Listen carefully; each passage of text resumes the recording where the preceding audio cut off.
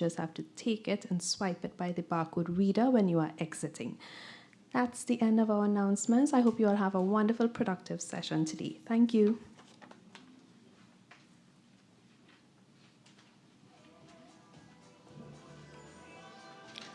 Good morning, everyone. On behalf of the Trinidad and Tobago Securities and Exchange Commission, it's my pleasure to welcome you to the first installment of our Capital Markets Industry Dialogue series. Today's session is titled Strengthening Regulatory Engagement for Virtual Assets and Virtual Asset Service Providers in Trinidad and Tobago. My name is Leigh DeLeon, and I'll be your host and moderator for today's session, where we will also offer certificates of registration to our first regulated cohort of virtual asset service providers. I think that deserves a round of applause. Today, we are pleased to convene a distinguished group of stakeholders from across the financial services sector, the regulatory community, and the law enforcement agencies, as we engage in timely and critical discussions surrounding the evolving virtual asset landscape. Today's session is particularly significant as it follows the proclamation of new legislation governing virtual assets and virtual asset service providers. The initiative reflects Trinidad and Tobago's commitment to strengthening regulatory oversight, aligning with international standards, promoting transparency and accountability, and encouraging innovation within a well-governed framework. This dialogue is designed not only to inform, but to foster collaboration and shared understanding among all of our stakeholders. Before we begin, though, there are a few quick housekeeping notes. The session is being recorded and it's live streamed. A moderated Q&A will take place following our panel discussion. Participants joining virtually are asked to submit their questions via the chat. We'll try to take as many of them as we can. Kindly ensure that your mobile devices are on silent. So that's just giving everybody a chance to make sure they're on silent. So today our opening speaker is Mr. Kester Guy. He is the Chief Executive Officer of the Trinidad and Tobago Securities and Exchange Commission, and he's been instrumental in advancing regulatory development and market integrity within our jurisdiction. I'll just give you a bit of background information on our very esteemed CEO. Mr. Guy is the CEO of the TTSEC. He assumed office in December of 2023. He's an economist with extensive experience in the financial sector in regulations. He previously served as the CEO and Deputy CEO of the Financial Services Commission of Barbados. He was also the CEO of the Deposit Insurance Corporation in Barbados. Mr. Guy has served in senior roles at the Central Bank of Barbados and the Central Bank of Trinidad and Tobago. He holds a Master of Science degree in economics as well as first-class honours in economics and mathematics, all from the University of the West Indies. Please join me in welcoming Mr. Guy to deliver our opening remarks.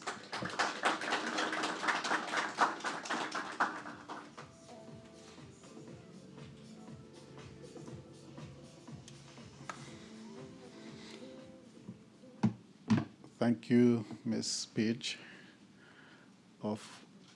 That's a fond name of Ms. DeLeon. Good morning, everyone. I must acknowledge the Deputy Governor, Central Bank of Barbados. Oh, sorry, Central Bank of Trinidad and Tobago. This Barbados thing have me. Dr. Dorian Noel. He's also a board member of the commission here. So welcome, sir. Fellow panelists, which would include Mr. Nigel. I mean, we are so much collaborative, calling them by Mr. Studdard and all of that, just kind of takes away from the close-knit relationship that we've built. And Mr. Walters, thank you for joining us thank you for joining us at the very last minute. Ms. Nadira, very close colleague and Central Bank, strong relationship. I must acknowledge Mr. Dominic Studdard. Thank you, sir. And all the way from Tobago. Thank you, sir. Mr. Morton, yes. Colleagues, it's a pleasure to welcome you to the Trinidad and Tobago Securities and Exchange Commission.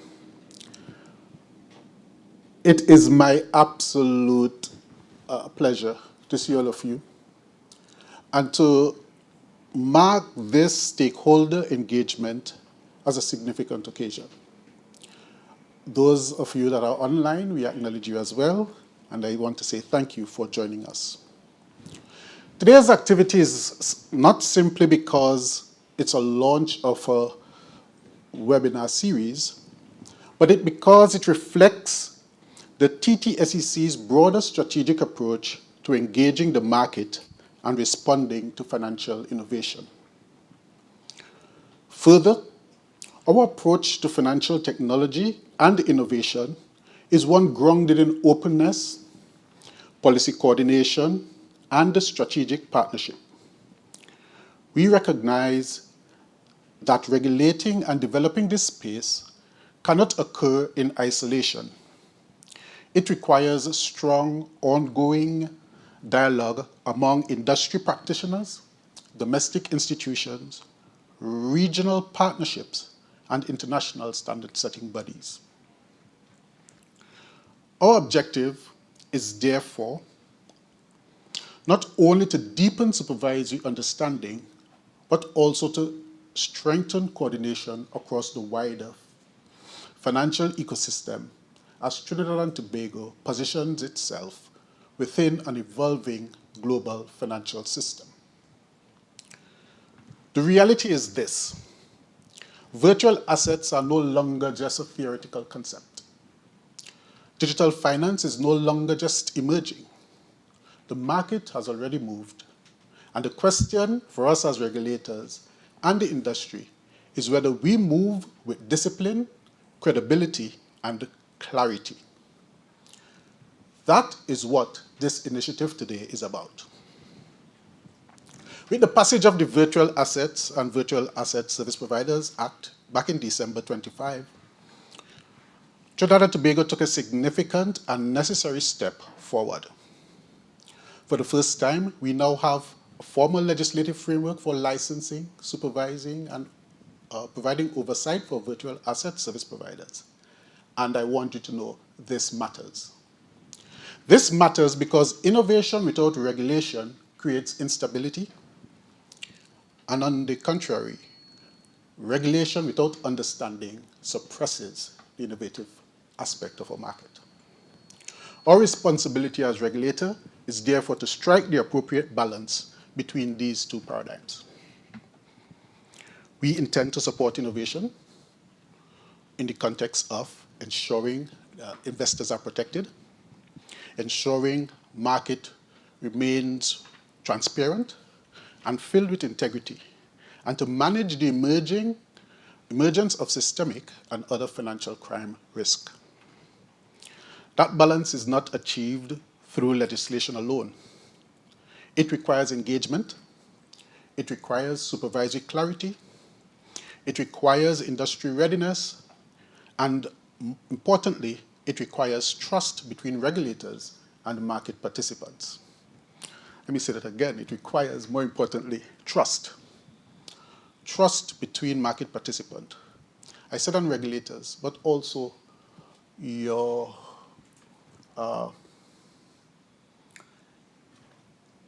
constituents, your people who will buy your product, the people who will engage in your services. They need to be able to trust you.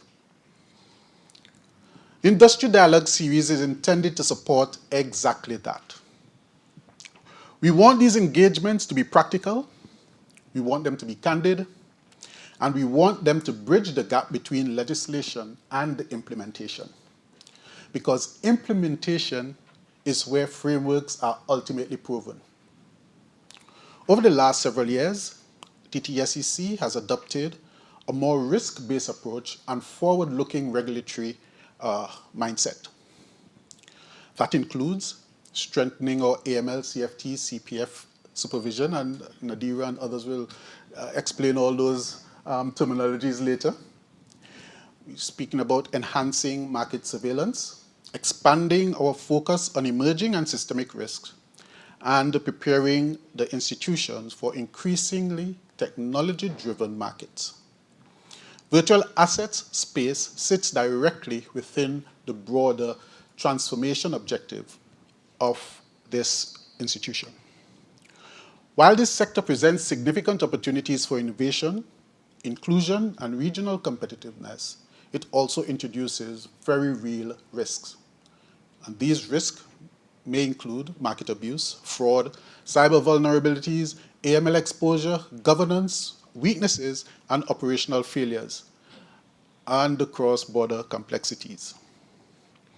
The reality is that virtual assets no longer or does not recognize within strict borders, but these can originate in various jurisdictions and almost instantaneously be transferred to other jurisdictions. That is why international regulatory engagement is no longer optional. It's an essential reality.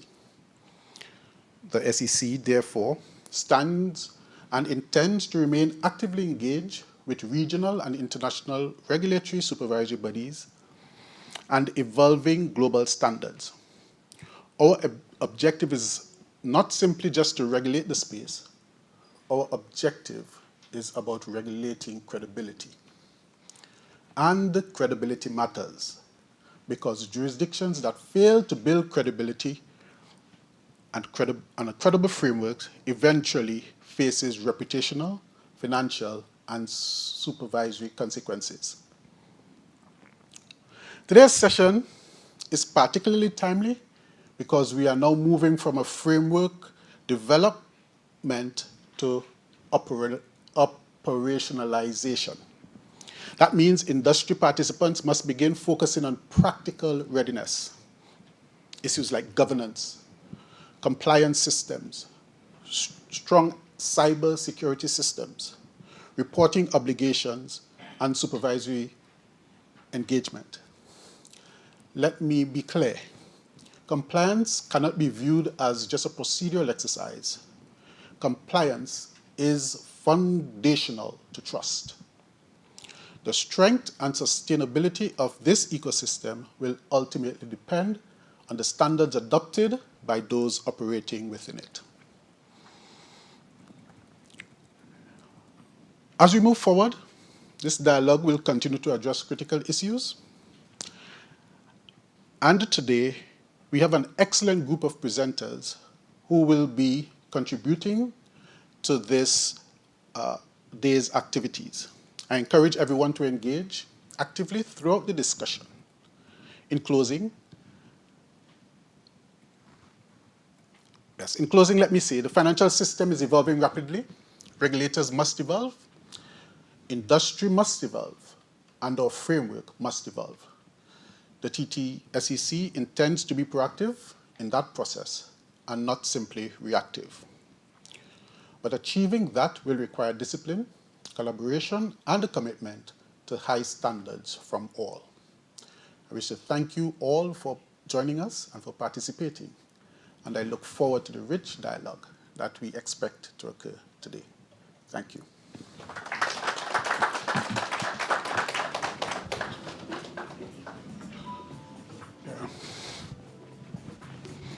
Thank you so much, Mr. Guy. Thank you so much for setting the tone for today's discussion and, of course, for your leadership in this evolving space. I'd like to take a moment to acknowledge all of the people that are in the room, those that have joined us today. Deputy Governor of the Central Bank, Mr. Dorian Noel, thank you. Chief Executive Officer, of course, Mr. Kester Guy, members of the board, executive management team of the Trinidad and Tobago Securities and Exchange Commission, our distinguished panelists, Mr. Nigel Stoddard, Director, Financial Intelligence Unit of Trinidad and Tobago, Ms. Rosalind King, Compliance and Inspection, Trinidad and Tobago Securities and Exchange Commission, Ms. Nadira Rahamatullah, Manager, AML Unit, Financial Institutions, Supervision Department, Central Bank of Trinidad and Tobago, Sergeant Marvin Walker, Senior Supervisory Analyst and Examiner, Cyber and Social Media Unit, Trinidad and Tobago Police Service, representatives of the Central Bank of Trinidad and Tobago, representatives of the Office of the Attorney General and the Ministry of Legal Affairs, representatives of the Ministry of Finance, of the Financial Intelligence Unit, of the Bankers Association of Trinidad and Tobago, of the Trinidad and Tobago Stock Exchange, of the Trinidad and Tobago Police Service, members of the financial services sector and industry associations, representatives of virtual asset service providers and other regulated entities, Participants and observers joining us in person and virtually from Trinidad and Tobago, across the region and the wider international community, members of the media, ladies and gentlemen. Now we'll move into our first presentation from the Central Bank of Trinidad and Tobago, looking at virtual assets and the VASP current risk landscape. I invite to the lectern Ms. Nadira Rahmatullah, Manager AML Unit, Financial Institutions Supervision Department, Central Bank of Trinidad and Tobago. Just a bit about Ms. Rahmatullah. She is an AML CFT CPF specialist with close to 2 decades of experience, currently serving as the manager of the Anti-Money Laundering Unit at the Central Bank of Trinidad and Tobago. Prior to joining the Central Bank, she was responsible for the oversight and management of the AML compliance program of a regional banking group. She works closely with domestic and international partners to ensure alignment of the domestic AML CFT CPF framework. I promise somebody is going to disaggregate all of that sometime today because I don't even know the names of all of them. Her role includes supporting national risk assessments and mutual evaluations, developing policy and guidance, and providing AML CFT CPF supervisory oversight of the central bank's regulated sectors. Please welcome to the lectern Ms. Rahmatullah. Thank you. Thank you, Paige. I have to warn you all, in the AML world, we don't speak English, we speak acronym. So, good morning, everyone, and thanks to the Commission for the invitation to the Central Bank to participate in today's inaugural session of this Industry Dialogue series. We're very pleased to be here, and I'm very pleased to be part of panels with my Mr. Stoddard. As Mr. Guy said, we work so closely together, it feels strange to call them. Sometimes I forget surnames. So Nigel, Sergeant Walker, it's a pleasure to be here, and all protocols observed. Mrs. King? My role today is to share the key outcomes of Trinidad and, to share the key outcomes of Trinidad and Tobago's first national risk assessment of the domestic virtual assets landscape. With the caveat, as Paige indicated, I am an AML, anti-money laundering specialist. I am not a technical virtual assets expert, so I'll defer all the technical questions to my colleagues at the Commission. Next slide, please. Okay. Virtual assets are often described in extremes. In the same week, they can be labeled as the future of finance or dismissed as being fraudulent and scams. As regulators, our role sits somewhere in the middle, recognizing both the opportunities for innovation, as Mr. Guy indicated, as well as addressing the risks that they present. Globally, virtual assets and the broader blockchain ecosystem have generated significant interest because of their potential to transform finance and commerce. There are clear opportunities: faster and lower cost cross-border payments, more efficient settlement processes, and new forms of economic activity such as tokenization and decentralized finance. These technologies could improve remittance services, expand digital financial access, and support broader financial inclusion goals. The opportunities are real, but they must be viewed alongside the risks. Next slide, please.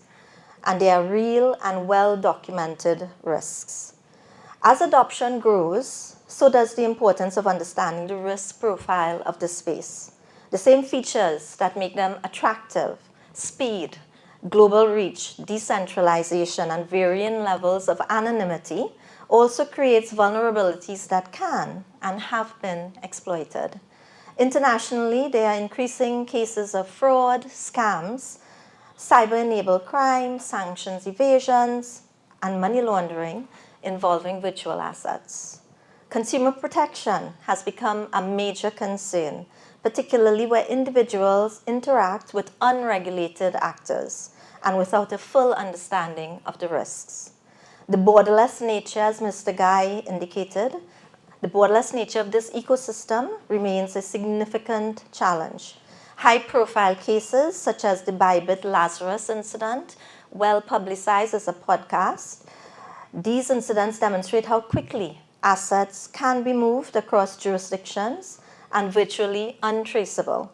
Trinidad and Tobago has not been immune, with several public examples, and the headlines are here on the slide, of fraudulent schemes. Next slide, please. So I'll discuss now the findings of our first national risk assessment into this virtual asset space. I'll just to position this in terms of the timing, this predated the implementation of the legislation that Mr. Guy alluded to, the Virtual Assets and Virtual Asset Service Provider Act of 2025. So against the backdrop that I just outlined in my previous two slides, and in line with global AML standards, AML anti-money laundering, you all stop me if I need to decode and give you the dictionary in terms of the terms. Trinidad and Tobago conducted its first risk assessment of the virtual asset sector in 2025. It's split there, as you can see, between September 25 and December 25, simply because we actually closed off the risk assessment sometime in July or August, but at that point in time, we did not have a lot of data from the sector itself. The initial legislation that came out did prompt a lot of engagement and resulted in richer information from the sector, which we updated, and subsequently we published the final report, which reflects information up until December 2025. So the risk assessment found that the domestic virtual asset service provider ecosystem is still relatively small and developing. It also identified material vulnerabilities that warrant proactive regulatory attention. Importantly, exposure is driven largely by the global and borderless nature of the sector, and even without a large domestic industry, individuals can easily access overseas platforms online, to the extent that our banking partners and the limits imposed on credit cards would allow you to do so, of course. The assessment highlighted an evolving risk profile. Early concerns focus on losses due to speculative investor activity, but we now see increased exposure to fraud, to cybercrime, and AML, CFT threats, CFT counter the financing of terrorism. Public awareness emerged as a key vulnerability, with interest often driven by social media without the investors themselves or potential investors having a full understanding of the volatility, the potential for fraud and scams, or that the lack of protections currently existing in the sector. Overall, this resulted in a medium-high residual risk rating with three key findings: a growing virtual asset service provider ecosystem offering alternative investment and payment options, a parallel rise in fraudulent schemes targeting our citizens, and a high risk for misuse in the absence of a formal regulatory framework. Next slide, please. So where are we now? So in response, the Virtual Assets and Virtual Asset Service Providers Act and regulations enacted in December 2025 represent the first step towards formal regulation. The Act designates the TTSEC as the regulatory authority, as most of you in this room already are aware of. And the Act introduces a temporary one-year prohibition on specified VASP activities, while importantly not prohibiting personal ownership or use by individuals. And I emphasize again, the prohibition does not prohibit personal use and ownership by individuals. During this period, a regulatory sandbox has been established permitting authorized activities to continue in a controlled environment with oversight from the TTSEC, thereby preserving innovation and the sector. This also allows the TTSEC opportunity to gather practical insights to shape a more comprehensive framework appropriate for the domestic space but in alignment with the global standards, the FATF standards. FATF being the Financial Action Task Force, our AML standard setting body globally.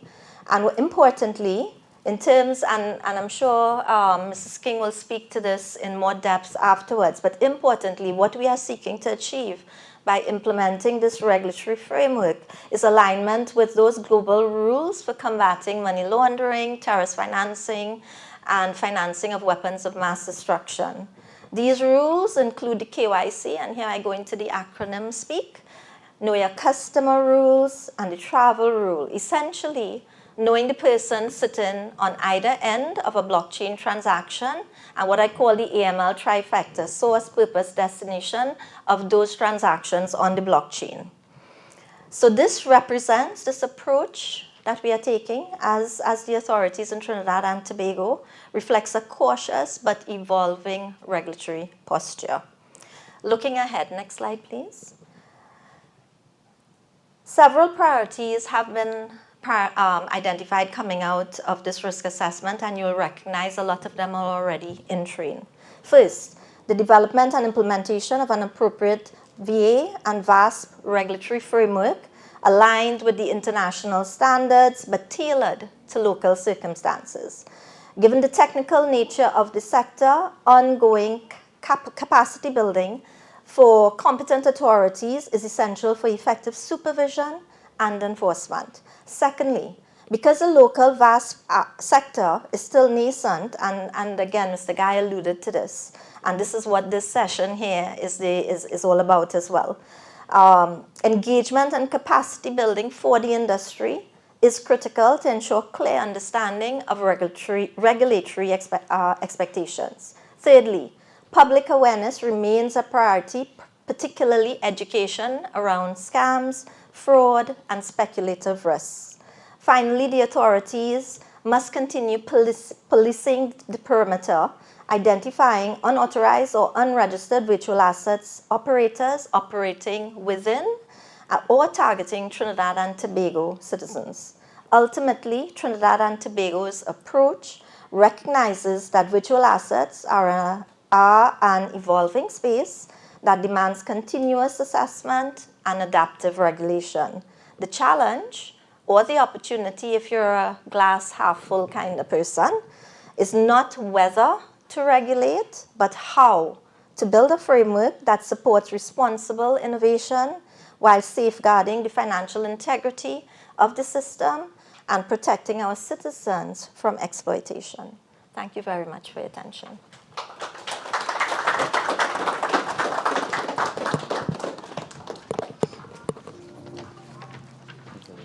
Thank you so much, Ms. Rahamachula, for sharing the central bank's perspective on the current landscape as it relates to virtual assets and the associated risks. We now come home to the TTSEC, where Rosalind King will provide a technical overview of the legislative and regulatory framework governing virtual assets and virtual asset service providers. Mrs. King, has served as Director of the Division of Compliance and Inspections since its establishment in 2014. She has played a key role in developing the Commission's risk-based supervisory framework for monitoring compliance with the Securities Act and related legislation. Mrs. King also represents the Commission on the National Anti-Money Laundering Committee, serves on its supervisory working group, and leads the AML unit within the division, which supports the Commission's AML CFT CPF work and leads the regulation of virtual asset service providers within the VASP regulatory sandbox. Rosalind, the floor is yours.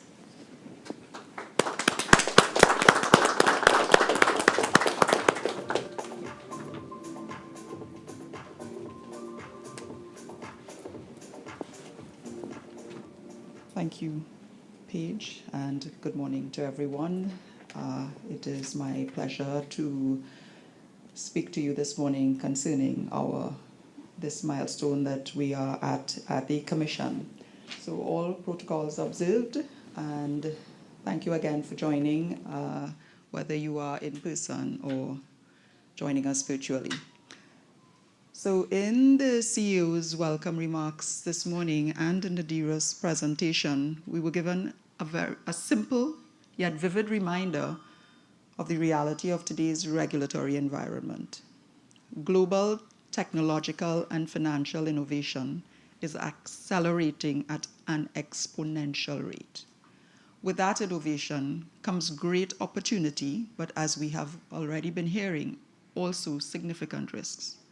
In response, the regulatory landscape continues to evolve as supervisory authorities seek to understand, assess, and mitigate those risks in order to safeguard the integrity and stability of our financial system. And we've been hearing this pretty much over and over already as it is.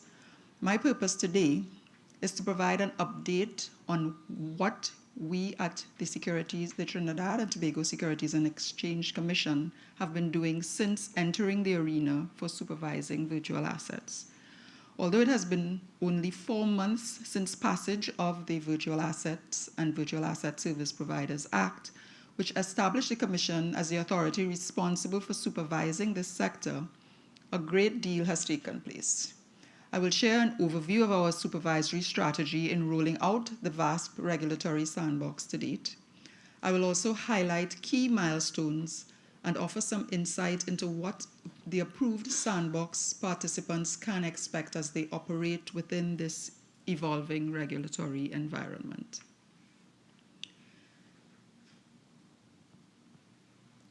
I think this may have gone a little. Okay. So the legislative framework. While on the one hand establishing a prohibition for carrying on virtual asset activities for business, the Virtual Asset and Virtual Asset Service Providers Act also establishes a carve-out for a regulatory sandbox to enable close supervision of approved VASPs within a controlled environment. This will exist, as we've heard already, until December 31st and therefore serves as a transitional mechanism for VASPs as we develop a more comprehensive regulatory framework. Alongside the VASP Act, legislative changes were introduced to designate VASPs as financial institutions, thereby bringing them into the AML-CFT, our acronyms, CPF regulatory regime. Following enactment of the VASP Act, existing VASPs were required to notify the Commission and apply to enter the regulatory sandbox by January 22nd.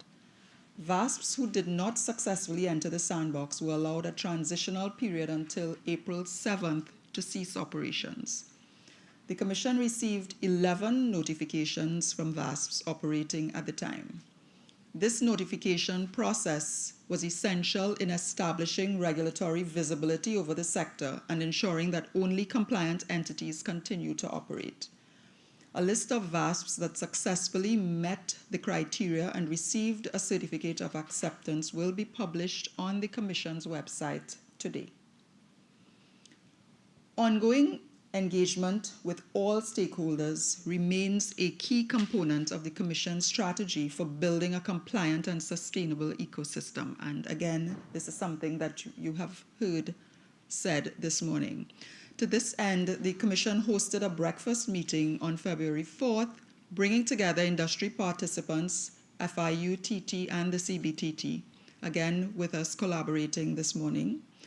This session was an opportunity to discuss the scope, parameters, and expectations within the regulatory sandbox. We recognize that these engagements are critical in ensuring that all stakeholders have a clear and collaborative understanding of regulatory expectations and can align their operations accordingly. Hence, we reinforce our commitment to ongoing dialogue within the industry. So just a brief overview of the process. Applications were reviewed against the criteria set out in the VASP Act, including fitness and propriety of principals and senior officers, the capacity to operate in a safe and sound manner, and adequacy of governance systems and cybersecurity. Since VASPs were deemed to be financial institutions in accordance with the Proceeds of Crime Act, it was also important to ensure their readiness to meet AML, CFT, CPF requirements. VASPs were engaged directly to address any gaps that we identified in our review of their submissions. At the end of the process, the Board of Commissioners granted approvals to qualified VASPs. Ongoing engagement with stakeholders remains a key component of the Commission's strategy for building a compliant and sustainable ecosystem. To this end, the Commission hosted a breakfast meeting together with participants, and I've said that already. So importantly, to effectively supervise the VASP sector, the Commission is keenly aware of the need to enhance its technological capabilities. And in this regard, we are developing our blockchain intelligence resources to strengthen our ability to detect, monitor, and investigate crypto-related financial crime and fraud, because as we have heard this morning, those are some of the risks that are attendant with this system. This is a critical component of modern supervision and aligns with international best practices for regulating virtual asset activities.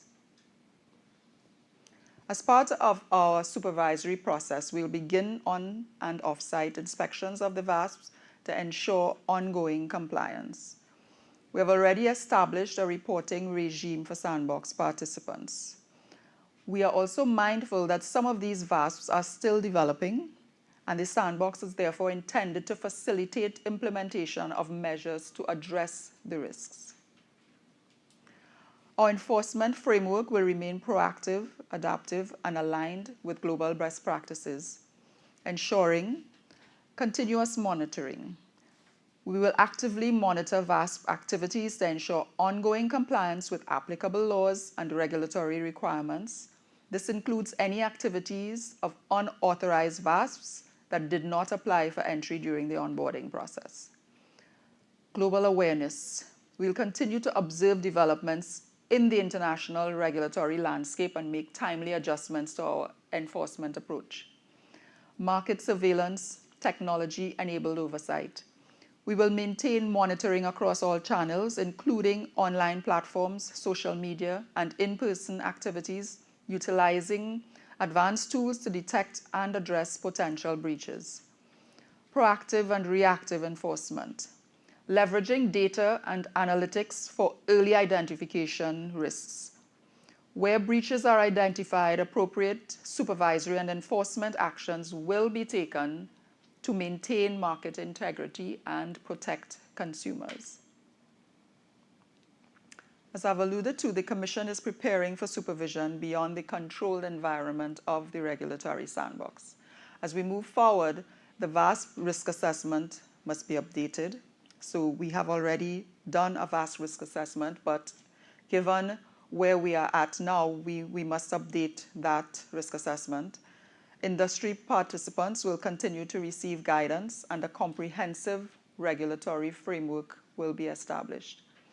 As the regime evolves, supervision of the VASP sector will become more structured and increasingly risk-based.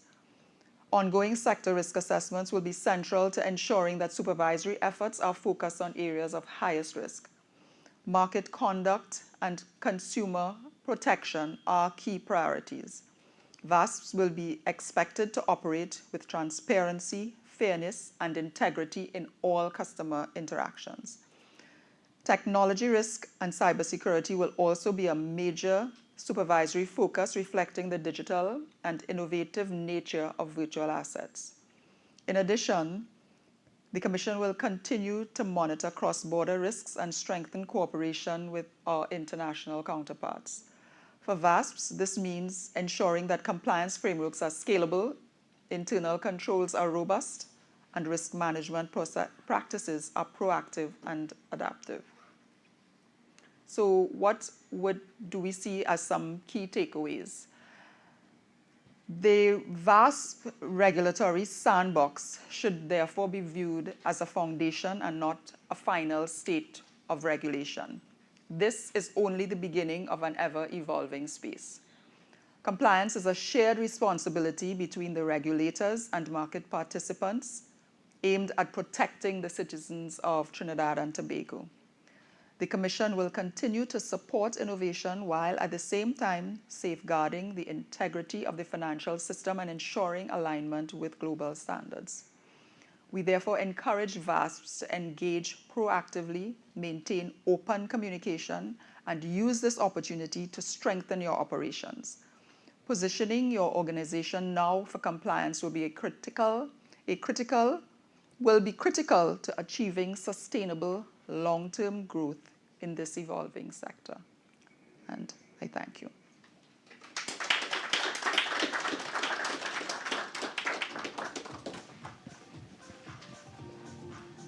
Thank you, Rosalind. Thank you so much for that comprehensive and insightful overview, which highlighted, among other things, the scope of the legislation, regulatory expectations, and so on. We now move to the reporting framework for suspicious activities in the virtual asset sector. It's my privilege to introduce Mr. Nigel Stoddard, Director of the Financial Intelligence Unit of Trinidad and Tobago at the Ministry of Finance. Mr. Stoddard has served as the Director of the FIUTT, another acronym, since 2023, following several years as Deputy Director and Acting Director. With over 25 years of experience in criminal investigations, financial intelligence analysis, and AML CFT CPF supervision, he holds an MBA and a BSc Honours in Computing and Information Systems.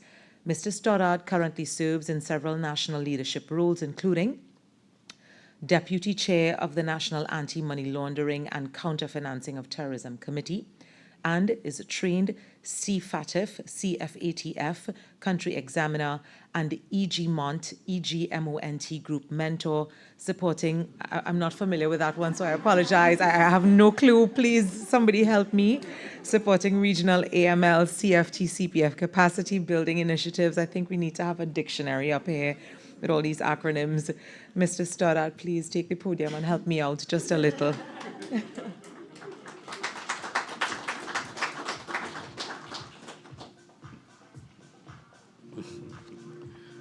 Thank you very much, Ms. DeLeon, for that lovely light-breaking moments. Egmont. Good morning, everyone, ladies and gentlemen. All protocol observed. I wish to extend my sincere appreciation and thanks to the Trinidad and Tobago Securities and Exchange Commission for their kind invitation to the FIUTT to participate on their inaugural launch of the Industry Dialogue Series 2026. I will be very brief in my discussion of the suspicious transaction reports, suspicious activity reports. From now on, I'll just be saying STR and SCR. That would save a lot of time.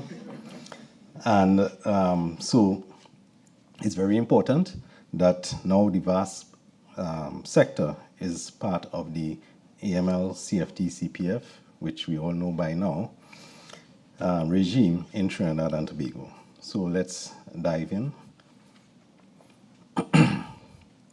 So my discussion will touch on 6 areas briefly. And of course, as the dialogue continues and as we work together with the TTSEC, the FIUTT would have more of an opportunity to go more deeper into the STR reporting obligations that VAS have.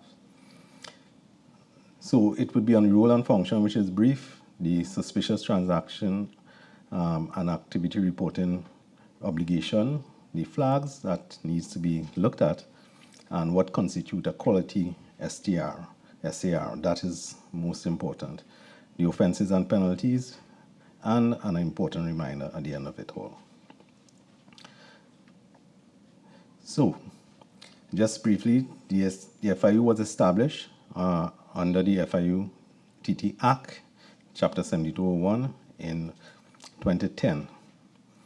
The FIU is an administrative model, which means that generally the FIU does not conduct investigations or prosecutions. These are done by the law enforcement agencies, which are the TTPS, the BIR, Customs and such, and as well as the Office of the Director of Public Prosecutions.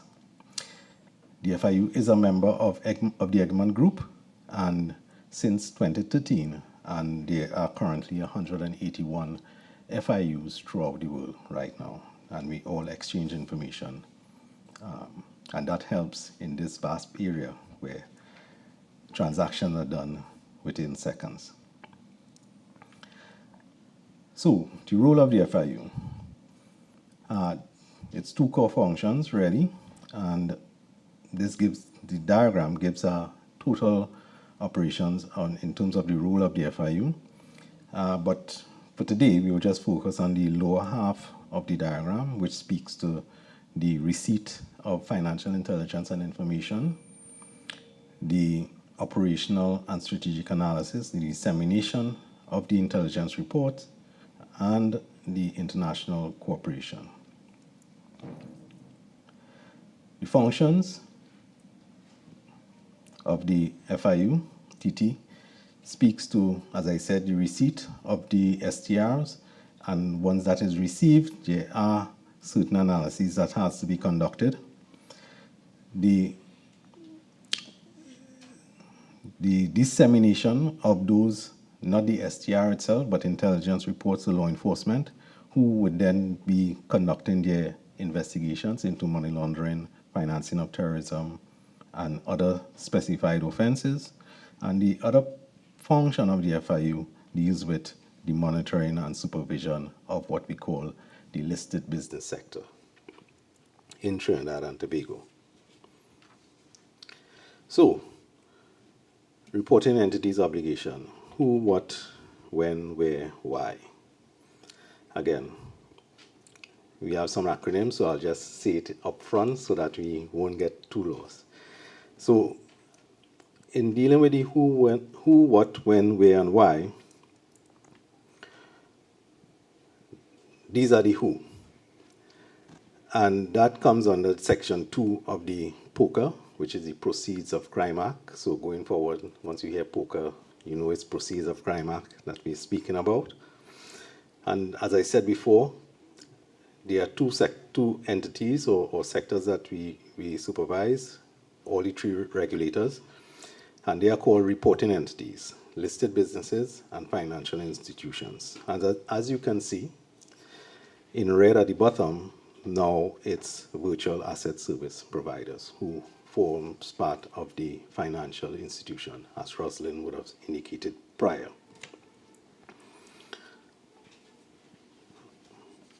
Moving right along. What? So what do they have to report? VAS would have to report in terms of Section 55A, one of the Proceeds of Crime Act, the POCA, and what you see in red is really the highlight areas. Of course, they must have reasonable grounds to suspect and to make a report. And this obligation is similar to what banks, attorneys, accountants, insurance companies, security dealers, everyone have. So they are now within the AML CFT regime. And really, it's the purpose of the transaction or attempted transaction. So it's not only completed transaction, but transaction that they deem suspicious, which are attempted as well. And they shall make a report to the FIU. So that is one of the obligations. When? The report is made to the FIU, VASP, and the reporting entities have to make that report within 5 days after the determination is made that the transaction is suspicious. So, VASP or reporting entities have 5 days after determining that the transaction is suspicious to make that report. This was a recent amendment to the legislation, the POCA legislation, to change the time frame from 14 days to 5. Where?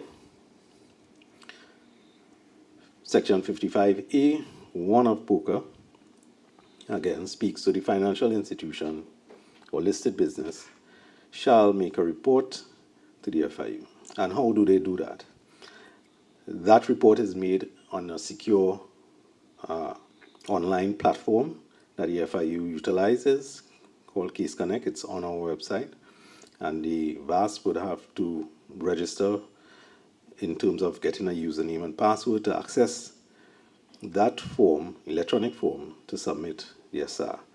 There's also the hard copy that is available on the website. So we haven't removed the hard copy filing as yet totally, but it's important that the entities know where they have to file the SAR and in what format. Why? So why are VASP now within the regime required to file SARs? And you can see on the table on the screen right now, for the last 5 years, the number of SARs that we would have received, the number of money laundering charges coming out of those SARs, and other information, and the dollar value involved. And of course, the sources from the TTPS, as well as the criminal tax unit of the Board of Inland Revenue. And this process is the reason why entities file SARs. Again, to come in line with what Kester would have said, we need the integrity within the system so persons can feel secure when they are engaging with the financial system in terms of trust. And all the bad actors, so to speak, are removed.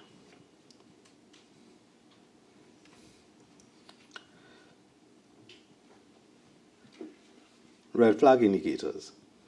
Again, this is just a brief overview. I won't go into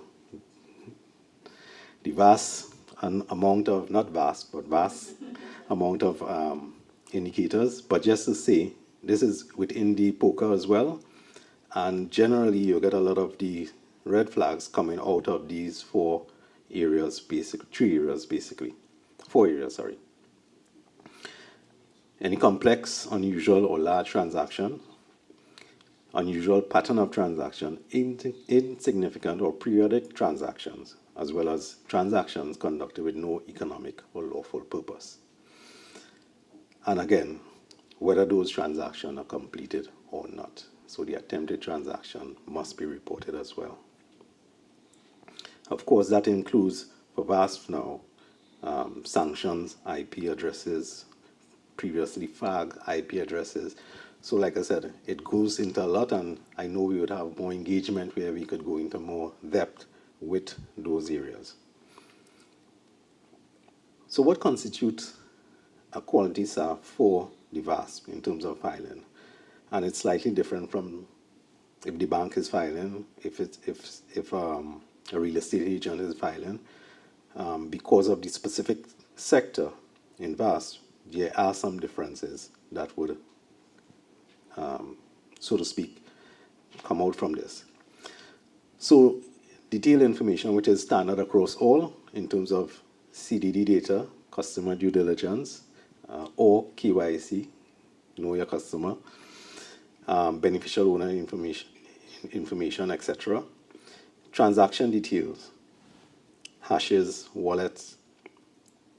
Again, these are what is required to make a quality SAR filing with the FIU. So if it is that you're leaving out something, the quality of the SAR would not be what is required for the FIU to do its analysis or even pass on to law enforcement. The reason for the suspicion, whether it is a red flag indicator, whether it is that the person would have tried to avoid the threshold reporting or something like that, but the reason must be provided within the SAF to make it quality. The FIU is not there, so we are not aware of what the transaction would have been. The VASP are, and they would know the exact reason for the filing. The source of funds, again, that's standard. The travel rule, Nadira would have mentioned it before. Knowing both sides of the transaction in terms of the beneficiary data, and of course, cross-chain and off-chain, which is specific to VASP as opposed to the other reporting entities. The offenses and penalties, we must have that if you're dealing with regulatory frameworks. And of course, Section 51 of the Proceeds of Crime Act speaks to tipping off, and VASP and their employees must be aware of this in terms of when SARs are being contemplated to be filed, or if they are filed at all. And of course, you can see the penalty, or so to speak, of 250,000. That's summary, and 3 years. Section 57 of POCA, if those are contravened in terms of not filing SARS, as the case may be, the summary conviction, as you can see, is $2 million and imprisonment for a term of not exceeding 2 years, and on indictment, $5 million and imprisonment for 7 years. Again, they are falling within the AML CFT CPF regime of Trinidad and Tobago. And in terms of exemption and liability, we must have that. Oh, sorry. Right. That's the wrong sign. All right, so in terms of exemption and liability, the 3 points has to be realized here in terms of the Section 55B of the Proceeds of Crime Act. Once a report, a STR, is made in good faith, the reporting VASP, the employee as the case may be, who make that report, will be exempted from criminal and civil or administrative liability. But the key factor is it must be made in good faith. Sorry about that, keeps slipping. All right. Just an important reminder as to why SARS are important. It identifies potential known illicit activities. As you can see, not only ML and TF, but fraud, corruption, child pornography, human trafficking. All these can be identified through the reporting of STRs.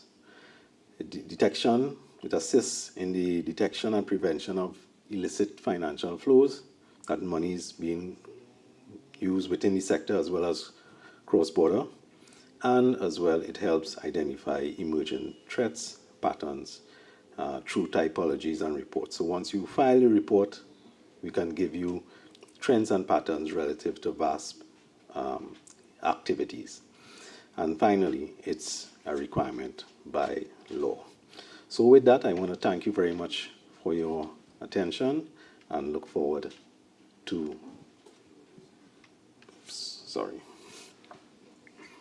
to your engaging dialogue after. Thank you very much.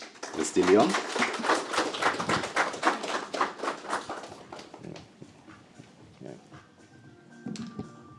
Thank you, Mr. Stoddard, for your presentation, which brought some enlightening insights into our acronym soup, as well as sound perspectives on the reporting process for suspicious activities in this evolving landscape. Our final presenter, ladies and gentlemen, will share on law enforcement approaches and challenges in the crypto sector. Presenting on behalf of the Trinidad and Tobago Police Service under the Ministry of National Security, Sergeant Marvin Walker, Senior Supervisory Analyst and Examiner, Cyber and Social Media Unit, at the TTPS, Sergeant Walker is a seasoned law enforcement professional with over 24 years of experience in public safety, cybercrime investigations, digital forensics, and data analysis.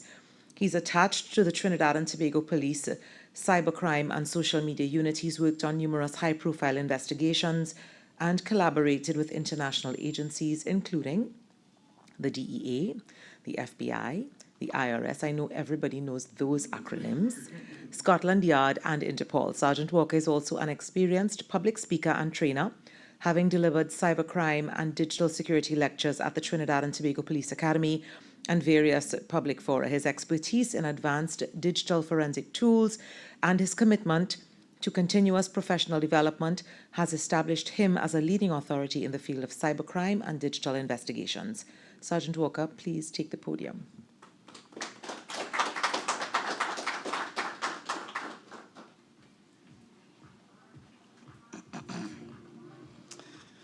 Good morning, all, and I'll be certain not to have too many acronyms. So good morning. I am Sergeant Marvin Walker of the Trinidad and Tobago Police Service Cyber and Social Media Unit. Today, we would be focusing or discussing digital policing and cryptocurrency investigations in Trinidad and Tobago. As our world shifts further into digital spaces, the TTPS is evolving to meet these new challenges head-on. This briefing will cover the current threat landscape, the tactical pillars we use to break digital anonymity, and the legal framework we use to protect our citizens, both physically and virtually. To understand where we are going, we must look at where we started. In the past, crime was largely physical, localized, and dealt with in fiat currency. Fraud was face-to-face, and evidence recovery meant physical items from a crime scene. Today, we face a paradigm shift as we deal with cyber-enabled and cyber-direct crimes that are globalized and borderless. Criminals now use encrypted communications and digital assets to hide. We are seeing sophisticated social engineering tactics, often using the lure, invest in me and I will set you free. I was just trying to channel my David Rudder singing voice there. But our vision at the Trinidad and Tobago Police Service is to make every place in Trinidad and Tobago safe. And I want to dare say, even in cyberspace. The data from the 2026 National Risk Assessment highlights the scale of this challenge. And if you could correct me, my colleague, this was based around 21 to 24, 2021, 24, right? So we have seen an estimated 1.6 billion USD in local on-chain virtual asset activity. Critically, 93% of this activity is conducted on centralized exchanges. While this shows rapid adoption, it also presents high money laundering and terrorism financing, I didn't use acronyms there, right? Threat exposure. The inherent vulnerability of virtual asset products is rated as very high. Our high-risk threat vectors include scams, fraudulent investment schemes, corruption, and general cybercrime. This demand for a modernized enforcement response is driven by how criminals use these assets for placement, layering, and integration of illicit funds. Why is investigating these crimes so difficult? We call this the investigative barrier.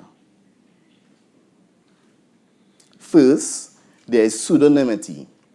Cryptocurrency transactions obscure real-world identities, and criminals use anonymization tools like mixers, privacy coins, and decentralized platforms to break the trail. Second, we face complex money laundering where fast cross-border transfers allow for rapid layering. Finally, there is global jurisdictional friction. Transactions can span multiple countries in seconds, each with different legal frameworks, which creates severe delays in obtaining information and executing traditional warrants.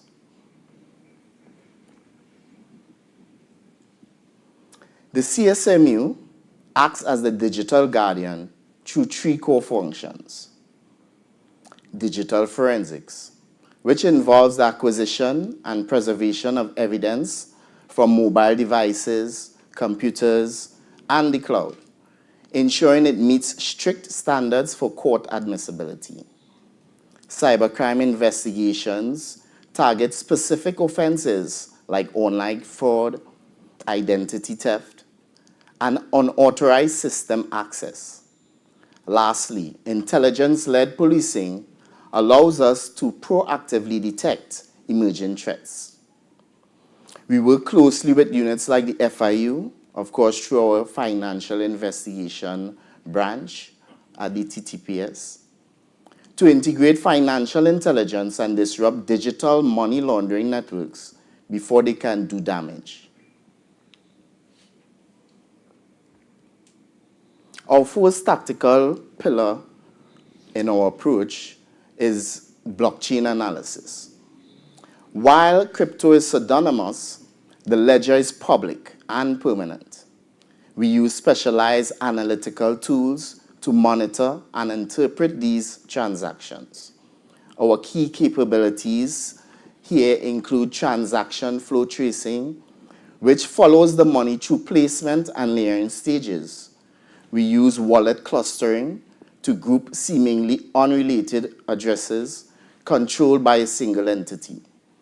Most importantly, we establish exchange linkage connection, connecting illicit on-chain activity to regulated centralized exchanges where criminals attempt to cash out into fiat currency. The second pillar is OSINT. Anybody know what OSINT means? No? Open source intelligence, yeah? The second pillar is OSINT, or mapping the digital footprint. Criminals leave behavioral and digital traces across the web. OSINT is a systematic collection of publicly available data to correlate on-chain data with off-chain human intelligence. We use this for suspect profiling, analyzing social media activity and online forums. This attribution we also track fraud orchestration, monitoring the platforms where romance scams and investment frauds are organized.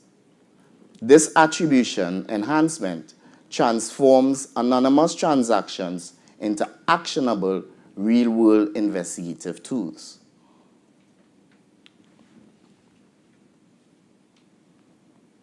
Digital evidence is highly volatile. It can be deleted in a heartbeat. Our third pillar focuses on freezing the digital scene. We use social media preservation orders to temporarily freeze account data and communications pending a formal legal warrant. For international investigations, we rely on the Mutual Legal Assistance Treaty, and I see personnel here from the Central Authority. Ms. Khan, welcome. These are essential for obtaining evidence for foreign jurisdictions and international virtual asset service providers. The CSMU provides the technical analysis and justifications required to meet these high international legal standards.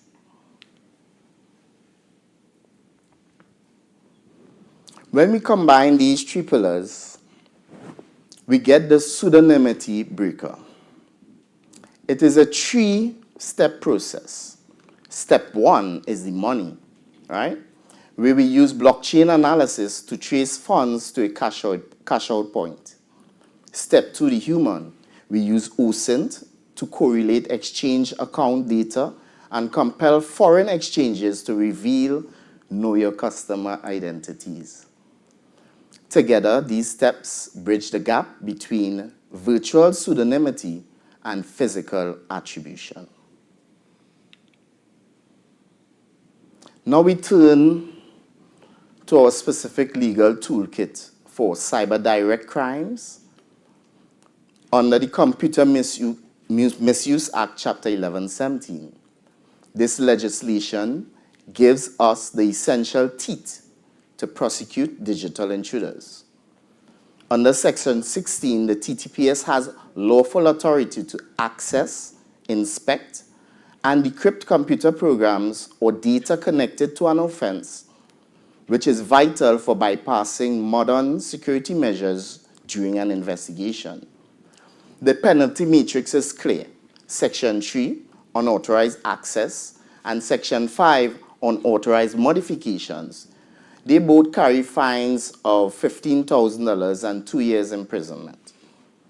If someone discloses access codes for unlawful gain Under Section 8, that penalty doubles to $30,000 and 4 years imprisonment. Note, please note the "and," right? However, our most stringent protections are found in Section 9, which covers protected computers. These are systems necessary for national security, banking, and public safety. Targeting these critical systems triggers an enhanced penalty of $150,000 and $150 fine and 10 years in prison, reflecting the severe risk these actions pose to our national stability. While we wait for new laws, we use our current arsenal, specifically the Offences Against the Person Act. Under Section 30A, harassment is defined as engaging in conduct that alarms or causes distress on at least 2 occasions, including via a computer or telephone. This carries a $2,000 fine and 6 months imprisonment. Section 30B, putting a person in fear of violence, is much more serious, and that carries a fine of $10,000 and 5 years imprisonment. Courts can also issue protection orders under Section 30D to mandate compensation for lost earnings and medical expenses caused by these digital attacks. We are moving from a foundation of limitations toward a future of resilience. The 2012 National Cybersecurity Strategy set the stage, but we are now anticipating the new Cybercrime Act, soon come. Yeah? This will be an omnibus approach with updated definitions for digital assets and identity-related crimes, facilitating easier collection of electronic evidence. Regionally, we are integrating with the CARICOM Cybersecurity and Cybercrime Action Plan framework updated in 2025. And this harmonizes legislation across the Caribbean and establishes regional suits for streamlined mutual legal assistance. For our corporate partner, the mandate is clear. Right? That is you, the VASPs, the persons in the industry. The Virtual Assets and Virtual Asset Services Providers Act, see, no acronyms, 2025, introduces a regulatory sandbox.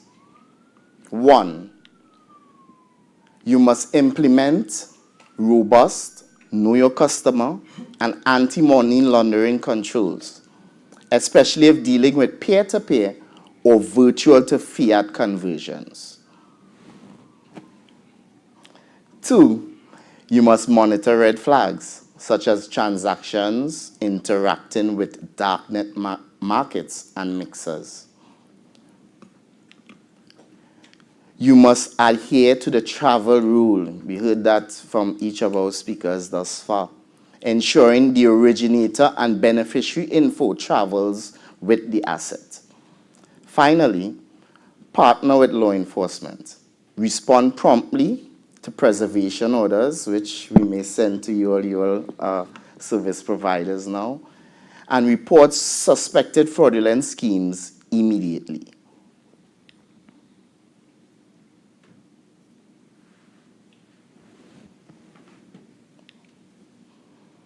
In conclusion, awareness is the ultimate prevention. Be alert, verify every transaction, and please do not suffer in silence. If you or your organization are targeted, contact the CSMU, right? We stand as we provide that do services within the TTPS, and reports can be made via our email or via the TTPS website where there is online reporting available. So let us continue to work together to make Trinidad and Tobago a safe space both physically and virtually. Thank you for your time.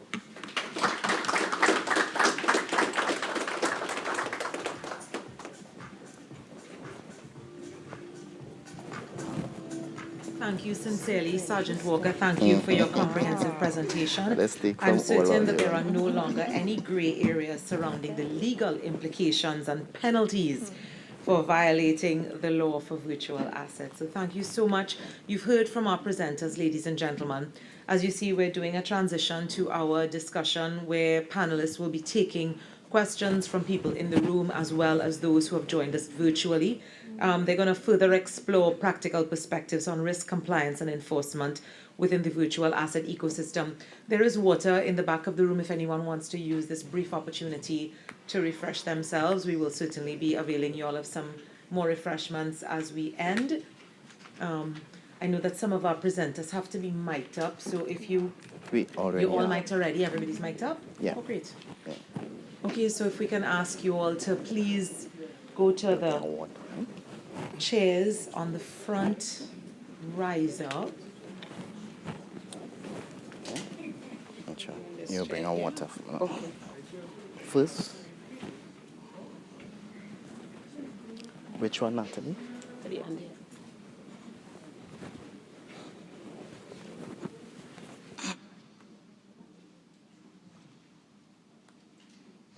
Perfect. Great.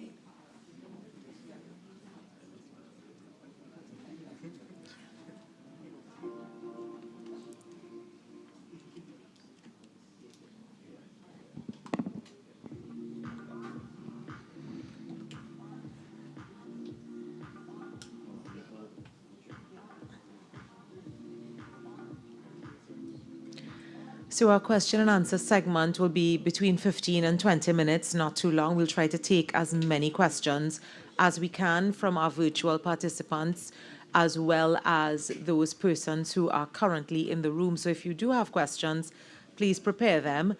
So you'll raise your hand. We have a couple people who are walking around, and they will be able to take your questions. We will ask our panelists to be as brief as is humanly possible in your responses so we can take as many questions as we can, and you all can give the people the information that they very much need during this event. So our last presenter is gonna come onto the stage now. Any of the questions that we are unable to address during the session, we will consider engaging for a follow-up session, and we'll certainly make sure that our panelists get those questions and have an opportunity to respond as quickly as possible. So our first question is going to be from someone who is in the room. If you could be so kind as to state your name. If you are representing a media house, please say. If you're representing a VASP, please say. If you're representing a fellow regulator or administrator, please also say. Thank you so much. Hello. Yes, hi, Ryan Hamilton Davis, Daily News Online TT. One of the first questions I noticed that a lot of this was particularly for VASPs and companies in the, dealing with the sandbox and whatnot. But as for regular people, as far as seeing red flags in digital transactions, even if they are part of like VASP companies and stuff, like how do they make reports and how do they identify these things and what are the obligations on customers in particular? So Sergeant Walker, perhaps that's to you. Yeah, sure, no problem. Though this portion or this aspect of the dialogue series covers the VAs and the VASP, I know continuing dialogue series would, and on our ongoing awareness strategy, would cover in terms of the regular persons and their aspects. But the reporting structure still stands, I think also as well with the TTSEC, where the TTPS has a one-door policy. You can walk into any police station or make your report online. And we would guide along there because every situation is very unique. Okay, Mr. Guy, you wanted to add something? Yes, sure. Like Sergeant Walker, there will be a dedicated session, I think, for that wider public customer engagement. The TTSEC has a pivotal role in providing information to all individuals who will be participating in things like that. So there will be a dedicated session towards those. But beyond that, our general customer awareness, investor guidelines and investor awareness, ask persons and point persons to report things to TTSEC where you feel you might have been frauded, you might have been a part of something that you need clarity on.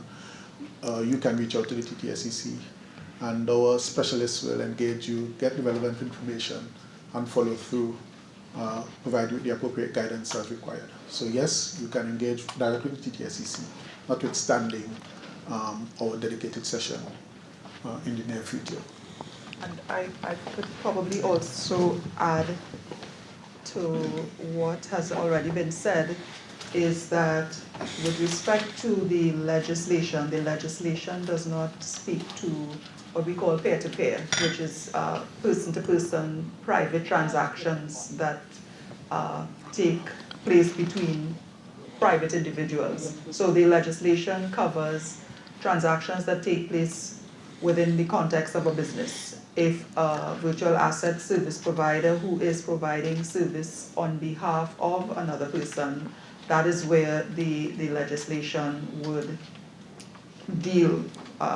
But it will not, at this stage, cover transactions between John Brown and Joan Smith.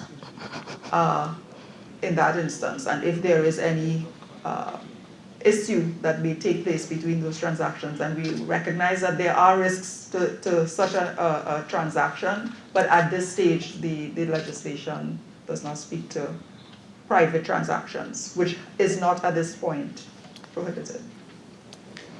Okay, so we have another question from, internally, fine. Good morning, Private Harry, AZP News. My first question is, I see we have a number of charges. Have there been any convictions? And quickly, also, when people make a report and the virtual asset, they're usually with the domain not in Trinidad and Tobago, right? Outside the country. How does law enforcement access that domain? Right, in other words, how do we prosecute someone with a domain website that is not in our country? Right, probably we'll start at the end then. During my presentation, I mentioned the utilization through the Central Authority of the Attorney General's Office, the MLAT process, Mutual Legal Assistance Treaty, which is a process where law enforcement here would engage through some legal aspects and submit documents, and the law enforcement in that particular jurisdiction would go to the court system there and summon or serve those legal documents on this foreign service provider or website host, whoever is hosting the website, to either hand over the information or provide evidential information. That was just part one. The first part, I would probably like to hold there are several ongoing fraud investigations. So I wouldn't want to probably speak further into those or give statistical information at this time. Okay, so we have a question from our online audience. So we'll take one of those right now, and that question is, will there be another period of application for future VASPs, and when? Mr. Guy, perhaps Mrs. King, those are to you. Yes, I mean, throughout the presentations, you would have heard Mrs. King, Rosalind, speaking about this is just the foundational stuff. What it did, it allowed us to have a sense of what exist within within our boundaries or within our borders at the moment. And the idea is to use those test cases to build an appropriate regime for going forward. So the two things I want to say. This sandbox period currently expires at the end of 2026, December 31st. But what we are simultaneously doing is building the trajectory for what goes beyond that. And once we are completed with that process, parties will be notified and the appropriate guidance will be provided that is intended to build a full-scale regulatory regime for into the future.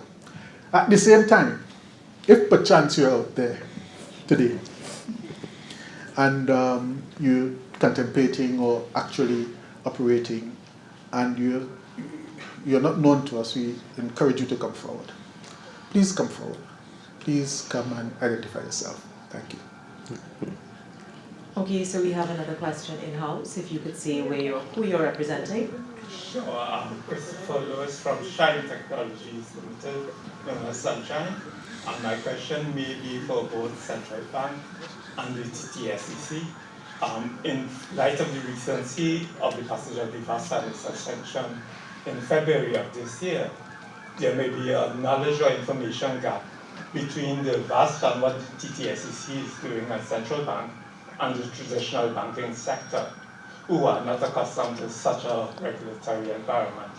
So please advise what initiatives may be taken or being planned to bridge that potential gap that may be occurring in terms of knowledge and regulatory framework and all the adherence to the AML, CFT, and so on, so that there could be a better relationship between any authorized VASP service providers and the banking sector.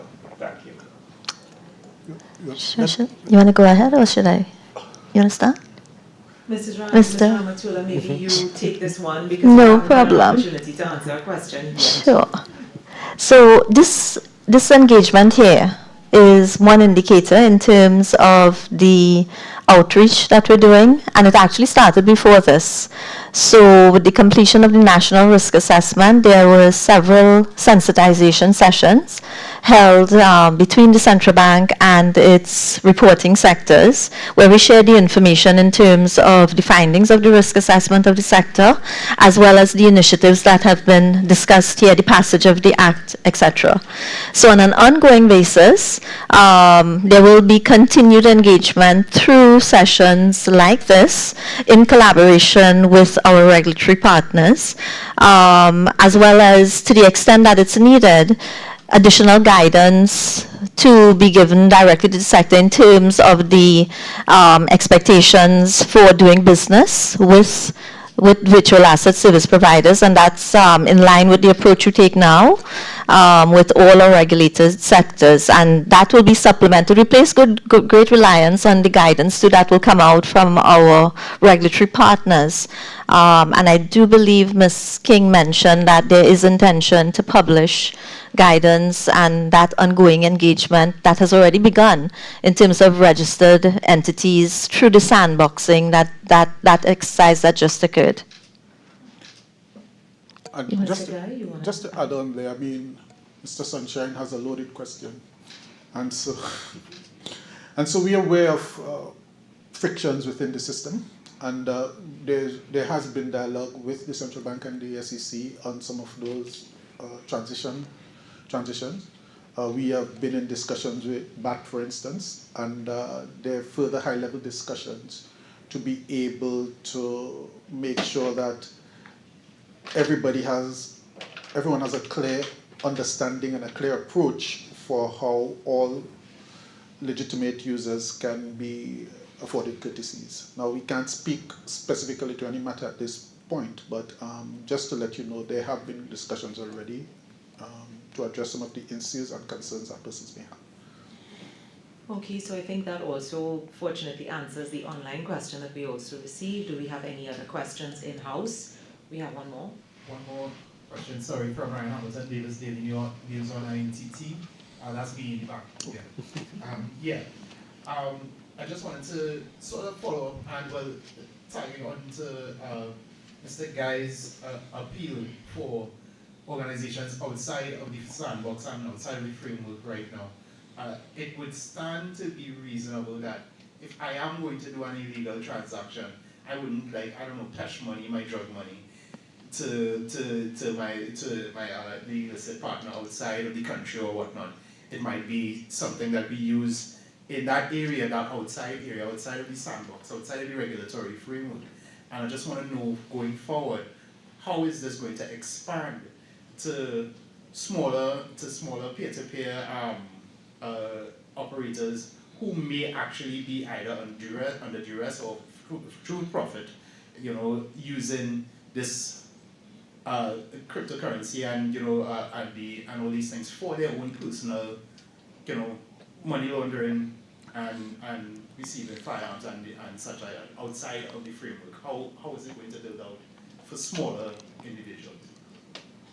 Okay, so if I just start, just to make sure we're on the same page, you would have heard Rosalind and many of the others talking about policing the perimeter. We didn't go into any details, just as how you might look up and see cameras. We may have cameras all over the place looking. These are digital cameras. What I'm saying is there are service providers that do all types of policing the perimeter. They have tools that can track what's happening in the system. And so just as how Sergeant talked about interdependencies and relying on each other, there are systems out there that we rely on, partnerships that we go into to help us and provide us with the intelligence to be able to determine whether or not people are in fact breaking the law. Okay, do we have any more questions in-house?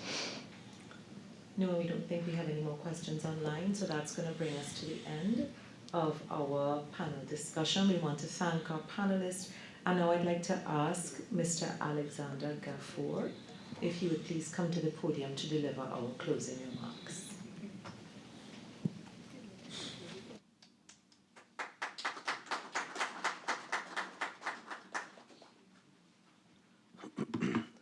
Hi, good morning all. To those who don't know me, I'm the president of the FinTech Association. So it's a pleasure to be here this morning. Thank you to the Central Bank, thank you to the TTSEC, all protocols observed. We've achieved a major milestone here with the upcoming certificates that are about to be doled out. And my friend before would have spoken to the high significance of trust. And in the session before, we would have spoken to how the VASPs that are coming into fruition need to be vanguards for the industry.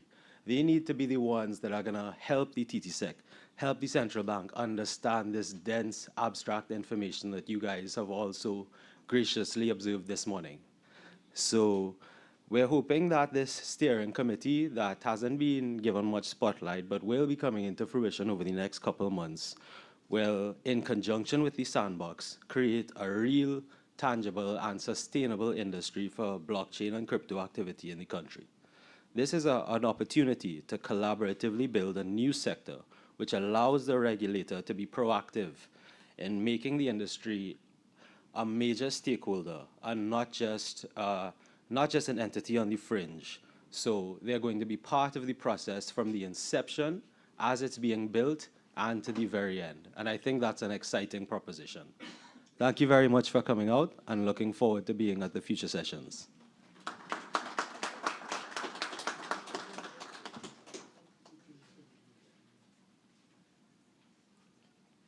So before we wrap this part of our session up, I'd like to thank, on behalf of the Securities and Exchange Commission, our distinguished speakers and panelists, our in-person and virtual participants, and all stakeholders who participated, and those who are committed to advancing this important agenda of strengthening regulatory engagement for virtual assets and virtual asset service providers in Trinidad and Tobago. Thank you for joining us, and do enjoy the rest of your day.